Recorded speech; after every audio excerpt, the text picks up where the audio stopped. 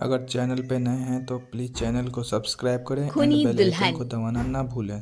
धन्यवाद। आरती और विकास अपने माँ बाप के साथ दिल्ली में रहते हैं।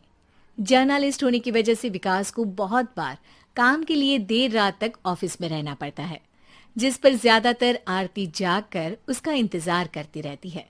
इसी तरह एक रात आरती विकास का इंतजार करते हुए घर की बालकनी में खड़ी होती है। इनकी जॉब तो जैसे मेरी सौतन बन गई है। मुझसे ज्यादा उसी के साथ टाइम स्पेंड करते हैं और हम यहाँ इंतजार करते हुए मर जाएं।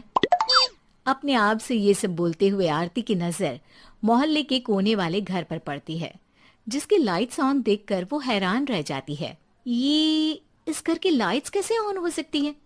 यहाँ तो सालों से कोई नहीं रहता। वो ये सोच ही रही होती है कि तभी उसे घर की खिड़की पर औरत की परछाई के साथ लाल चुन्नी दिखाई देती है, जिसे देख आरती डर से चिल्लाने लगती है। भूत! कोने वाले घर में भूत है! आरती की आवाज सुन उसके घर वालों के साथ मोहल्ले के लोग भी अपनी बालकनी में निकल आते हैं। अरे क्या हुआ? आधी रात में बावरों की तरह क्यों चिल्ला रही है? भूत! वहाँ भूत है! आरती की बात से सब उस घर की तरफ देखने लगते हैं, लेकिन वहाँ कुछ नहीं होता। भाभी जी, लगता है आपने सपना देखा होगा। मैं बालकनी में खड़ी होकर सोऊंगी क्या? बता रही हूँ, अपनी आंखों से देखा है। घर की लाइट्स ऑन थी और वहाँ किसी का साया भी था। अरे तुम अक्सर विकास भैया के इंतजार में देर रात तक जागती हो ना?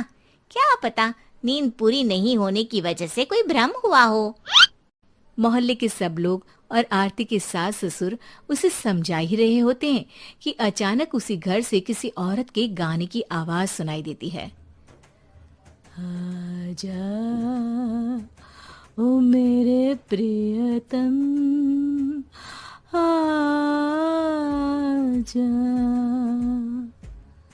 आवाज सुन सब हैरानी और कंफ्यूजन से उस घर की तरफ देखने लगते हैं कि तभी उन्हें लाल जोड़े में औरत का साया वहां दिखता है, जिसे देख पूरा मोहल्ला सकते में आ जाता है।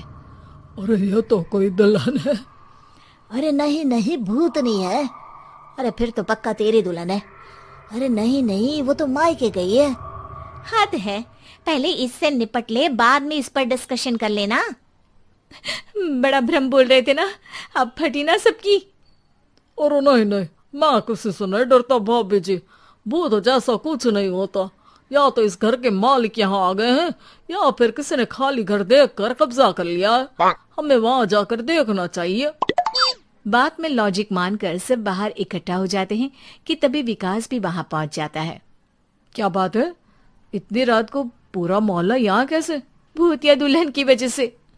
क्या तुम्हारे अलावा भी कोई दुल्हन भूतिया हो सकती है? इस भूतनी का किस्सा निपटने दो, फिर तुम्हें अपनी भूतनी दिखाती हूँ।